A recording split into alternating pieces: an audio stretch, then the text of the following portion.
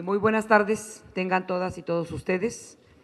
Gracias por acudir a esta convocatoria donde trataremos, en primer término, el exhorto a la liberación inmediata de los detenidos por los actos del día 20 de noviembre pasado y días anteriores. Y en segundo término, con respecto al posicionamiento que acaba de dar el Ejecutivo Federal en el tema de seguridad. Decir en el punto número 1 que solicitamos desde el día de ayer un exhorto de obvia y urgente resolución para la liberación inmediata de las y los detenidos de manera arbitraria, violentando todo el procedimiento judicial que debe de existir, procedimental, que debe de cumplirse y que no se cumplió, porque a escasas horas de haber sido detenidos, fueron remitidos a cárceles de máxima seguridad, se le fincaron delitos mucho que son conocidos como graves, se le fincaron, inclusive se le sembraron evidencias para aparentar robo con arma cortopunzante. Y eso habla mal tanto de la autoridad en el Distrito Federal como de la autoridad responsable de procurar la tranquilidad, la paz, la justicia en la Federación. Y la posición de nosotras, de nosotros legisladores que estamos aquí presentes y otros más que signamos este punto de acuerdo de obvia y urgente resolución que no fue tratado sino ya turnado de manera de exhortar directo a las comisiones de esta Cámara de Diputados para que se revise el caso, nuestra posición el día de hoy es que actúen de manera inmediata, que se apersonen las y los integrantes de las comisiones a que fueron turnadas y que tienen que ver con la violación de los derechos humanos y que tienen que ver con garantizar que la justicia se aplique de manera expedita y que se esclarezca todos los casos. Es por eso que decimos ante ustedes que nuestra posición en primer término es cuestionar de manera muy concreta y firme la acción que tuvieron las Procuración de Justicia en el Distrito Federal y también del Gobierno Federal para remitir a 11 personas a cárceles de máxima seguridad y por lo tanto pedimos que de manera inmediata sean revisados los casos y liberados y en primer término traídos al lugar donde se les detuvo, que es el Distrito Federal, que se atienda este proceso de investigación y que se responsabilice a las autoridades, tanto del Gobierno del Distrito Federal o del Gobierno Federal, que hayan actuado violentando, maniobrando las detenciones de estas personas. ¿Por qué? Porque nos parece muy grave, nos parece además la evidencia muy clara de una desaparición forzosa, porque hemos estado presentes con los familiares de las y los detenidos, y deja mucho que decir la manera en cómo fueron tratados y consignados sin cumplir ni siquiera el momento procesal de las 72 horas para poder remitirlos a otro penal. Su liberación, su traída inmediata al DF, la revisión exhaustiva y obvio, responsabilizar y aplicar el rigor de la ley a quienes manipularon en esas detenciones y que pretenden y que siguen intentando criminalizar la protesta, acallar las voces de quienes en este momento ya suman no miles, suman millones en este país, demandando la aparición de los 43 normalistas de Ayotzinapa. Y si el Estado mexicano no ha entendido que no solamente son las y los estudiantes, que no solamente son las madres, los padres, los familiares, los amigos de esos desaparecidos, y que no solamente son las organizaciones diversas a lo ancho y largo del país que se está reclamando y unificando en una voz que de manera muy contundente exige que el Estado mexicano atienda de manera debida el tema de la inseguridad, el tema de la desaparición forzosa, el tema de los presos políticos, el tema de los cuerpos encontrados en el nene número de fosas en varias entidades del país, el tema del clamor de ser atendido de manera puntual, el empobrecimiento y el tema que derrama la reclama de esta movilización nacional es que se acabe la corrupción y la impunidad en el país. Sobre ese punto, hasta ahí la dejamos para entrar en el asunto de qué opinamos de los famosos 10 puntos que hace unos minutos acaba de presentar el Ejecutivo Federal en el tema de seguridad. Y para eso cedo el uso de la palabra a la diputada Aleida Alavés Ruiz. En primer término. Y luego. Gracias. Muy buen día a todas, a todos. Como ya lo comentó mi compañera Socorro Ceseñas, en primera instancia nosotros queremos insistir sobre el debido proceso a las detenciones del 20 de noviembre y que finalmente se vuelve un absurdo escuchar el mensaje de hoy de Enrique Peña Nieto con respecto a cómo enfrentará esta situación de crisis de Estado, cuando este proceso ni siquiera ha resguardado un debido proceso, ha tenido un trato justo a quienes se inculpa de violencia. Los únicos testimonios que hay es de policías y por eso están en penales de alta seguridad. Son agravios grandes, son agravios que al leer las diferentes determinaciones que él hace para garantizar los derechos humanos, pues se vuelve completamente contradictorio.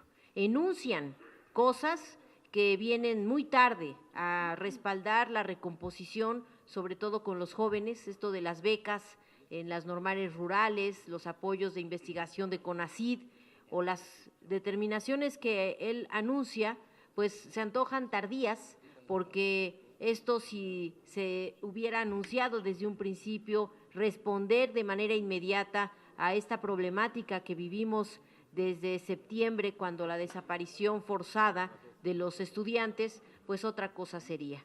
No escuchamos nada del pacto de impunidad que tiene este gobierno con diferentes actores políticos y que no quiere cesar.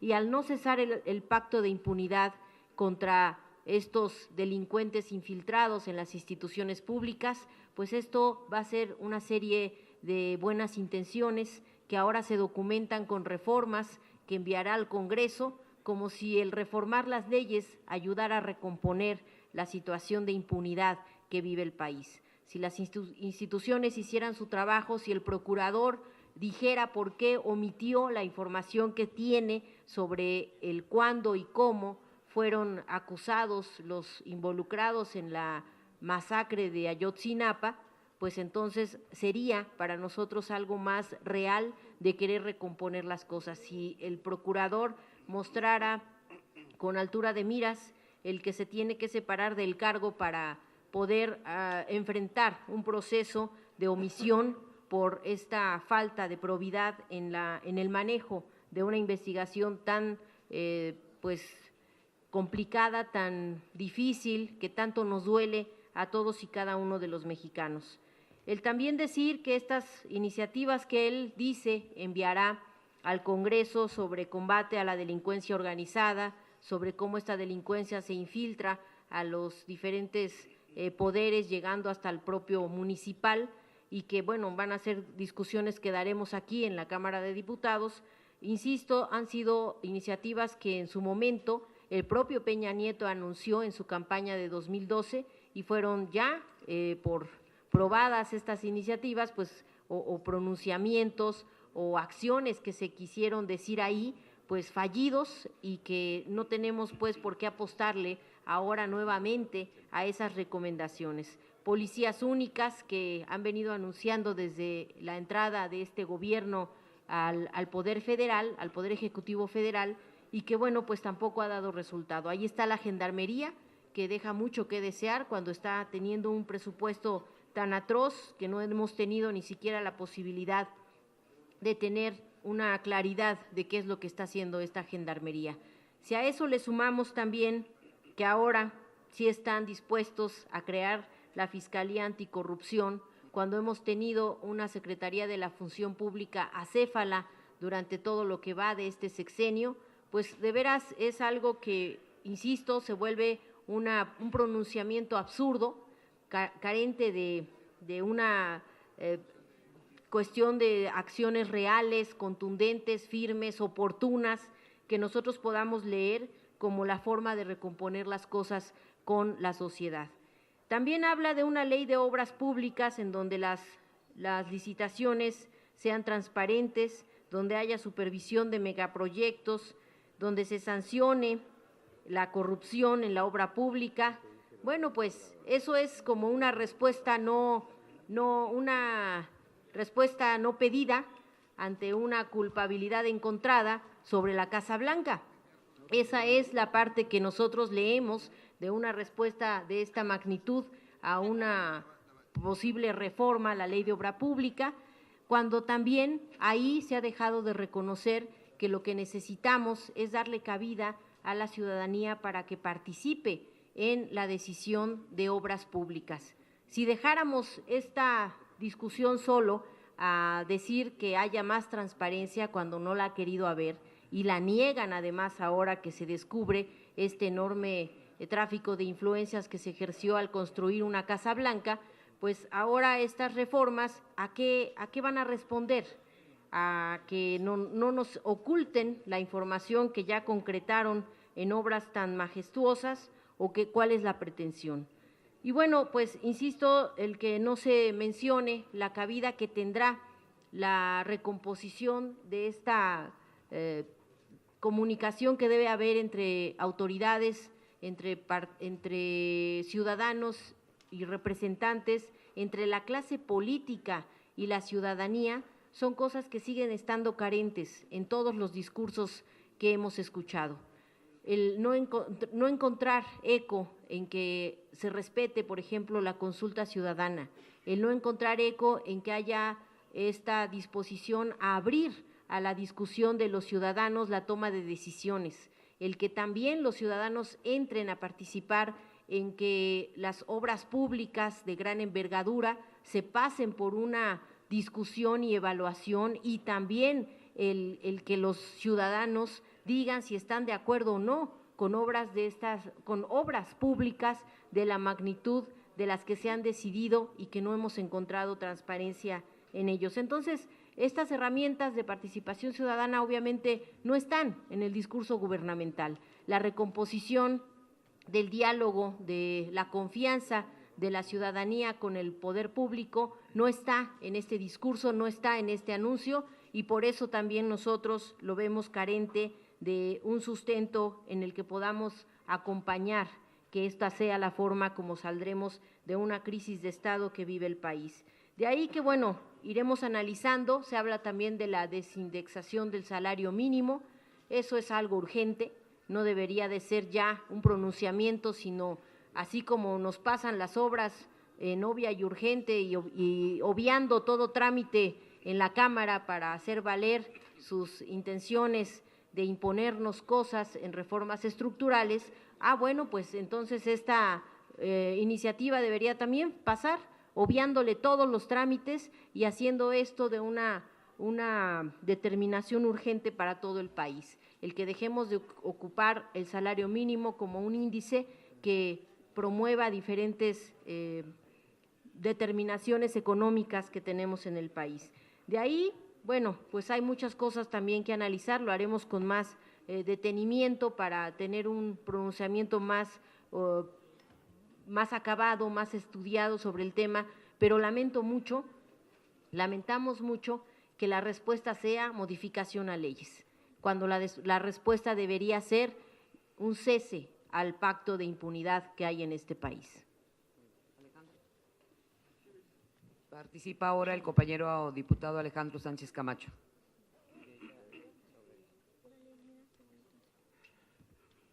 Como siempre, reconocer la gentileza de las y los medios de comunicación para atender esta convocatoria en torno a las medidas que hizo público el Ejecutivo Federal, Enrique Peña Nieto.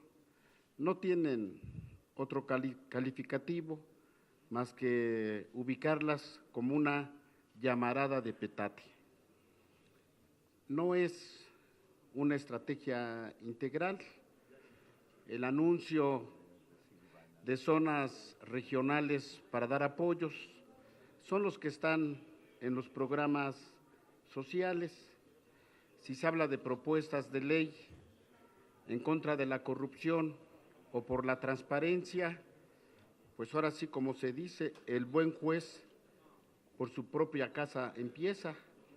Es decir, si se trata de atacar la corrupción y la transparencia, lo primero sería que aclare bien su declaración patrimonial.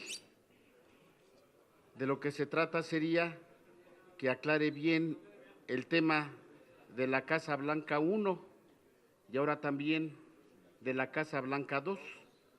Y esto pudiera tener mayor credibilidad. Más bien se trata de un acto mediático para contrarrestar la caída estrepitosa ante la opinión pública de su gestión como gobierno federal.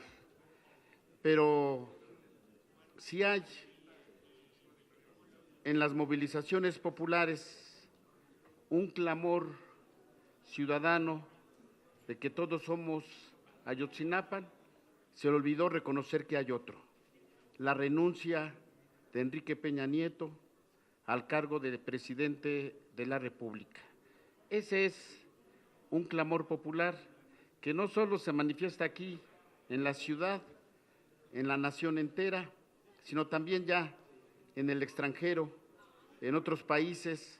Esta es ya una posición, una demanda del movimiento por ubicar vivos a los 43 jóvenes normalistas. Y si acaso agregar, por comentario que me hacía nuestra diputada Socorro Ceseña, el reiterar públicamente el anuncio para exhortar al grupo parlamentario del PRI y del PAN que aprueben la propuesta de punto de acuerdo para que se presente a comparecer el general Salvador Cienfuegos, secretario de la Defensa Nacional, a este recinto legislativo. No estamos satisfechos con el informe público que el día de hoy se presentó por parte de las Fuerzas Armadas en torno a la sospecha de que en transporte exclusivo del Ejército se traslada a personas, sobre todo a hombres, que luego aparecen en los actos de provocación en el Zócalo. Una sospecha de esta dimensión no puede ser atendida a través de un informe como ya lo hizo la Defensa Nacional. Se requiere que dé la cara a la nación el secretario de la Defensa Nacional, sobre todo para evitar que el Ejecutivo Federal caiga en la tentación del uso de la fuerza pública para acallar la protesta, la inconformidad de las y de los ciudadanos que hoy se manifiestan en las calles. Para agregar algunos puntos con relación a lo presentado por el Ejecutivo Federal, aparte de que si pretende cambiar el tema de garantizar la seguridad en el país es con iniciativas, está totalmente equivocado. Y si de fondo en el planteamiento realizado con la creación de un mando único estatal en 4 entidades, como lo dijo en su punto número 4 que leyó hace ratito, y lo presente para el estado de Guerrero, Jalisco, Michoacán y Tamaulipas, nos demuestra la miopía que tiene el Ejecutivo Federal para señalar la conformación de un mando único estatal en 4 entidades de la República. ¿Y por qué digo que refleja miopía? ¿Que acaso no sabe lo que está pasando en el norte del país? ¿En Tamaulipas? ¿En Nuevo León? ¿En Coahuila? ¿En Chihuahua? ¿En Sonora? ¿En Durango? ¿Que acaso no sabe lo que está pasando en nuestros litorales, como en el estado de Veracruz, Sinaloa, Colima, Nayarit? Ese punto 4 presentado por el Ejecutivo Federal, desde nuestro punto de vista, refleja una miopía. Si está planteando un mando único estatal, tiene que ser de manera generalizada y debe de atravesar por el cumplimiento irrestricto de una revisión a fondo de todos los niveles de mandos que están en los órganos de procuración de justicia, de las agencias del Ministerio Público y de todas las policías del país. Otro tema que nos preocupa de lo planteado por el Ejecutivo Federal tiene que ver con impulsar el desarrollo económico del sureste de nuestro país y plantea la creación de un corredor económico y hasta del puente transoceánico. No es su planteamiento viejo que traían desde antes de Panamá, Puebla-Panamá. No es en el fondo garantizar, potenciar el comercio, no de nuestras empresas y productores del país. ¿De qué se trata? Hay que escarbarle muy bien y cómo lo está planteando y por qué. Y otra preocupación, a guisa de que presentemos el día de mañana o pasado mañana un documento completo de punto por punto. Otro que nos preocupa y que no dejó claro es con respecto a que va a apoyar al campo, programas y obras, pero no dijo si va a reasignar recursos o si es solamente con lo que se aprobó en el presupuesto de egresos para el 2015. Porque si está pensando en las mismas cantidades que se presupuestaron para el campo y para elevar la productividad y mejorar las condiciones en nuestro país, sin reasignar y sin recortar los gastos superfluos y lo de desarrollo social, pues entonces también ahí está reflejando una severa irresponsabilidad. Tiene que destinarse y decirse con qué se va a apoyar. Enseguida le damos el uso de la palabra al compañero diputado Javier Orihuela. Adelante, Javier. Muchas gracias. Algo que tenemos que denunciar es una omisión que hace Enrique Peña Nieto en esta serie de reformas. Una de ellas se le olvidó que es necesario reformar la Ley de Coordinación Fiscal. No recoge el clamor de los municipios en el sentido de que el presupuesto de egresos de la Federación tiene que cambiar. Y a lo largo del 2013, 2014 y hoy 2015, diversos diputados que hemos sido presidentes municipales, hemos estado exigiendo, demandando que uno de los conflictos fundamentales en los municipios es la falta de recursos y la forma en cómo los municipios acceden al presupuesto federal. Es una forma muy corrupta y muy pervertida. Por ello, hemos estado desde 2013 y 2014 exigiendo que se reforme la Ley de Coordinación Fiscal y a Peña Nieto se le olvidó hoy mencionarlo. Porque ha habido presidentes municipales que han sido asesinados, como el compañero Ignacio López Mendoza de Santa Ana Maya, que precisamente hizo una huelga de hambre para exigir se modifique la Ley de Coordinación Fiscal. No es posible que el 80% del presupuesto lo ejerza la Federación, el 17% de los estados y solamente un 4% de los municipios. Esto es una aberración y es parte de la crisis por la que atraviesan los municipios. Esa falta de recursos económicos para el desarrollo municipal es lo que tiene en crisis, en una crisis política, económica, social, cultural a los municipios. Por ello queremos denunciar la omisión que está de Enrique Peña Nieto con respecto a esa ley. Esa ley de coordinación fiscal tiene que cambiarse y lo que proponemos nosotros es de que la distribución del presupuesto de egresos de la Federación sea 60% que lo ejerza la Federación, el 20% los municipios y el 20% los estados. Es una propuesta muy moderada, pero esto cambiaría la relación que hay en los municipios. También se le olvida a Enrique Peña Nieto hacer una evaluación de lo que está pasando con los mandos únicos estatales.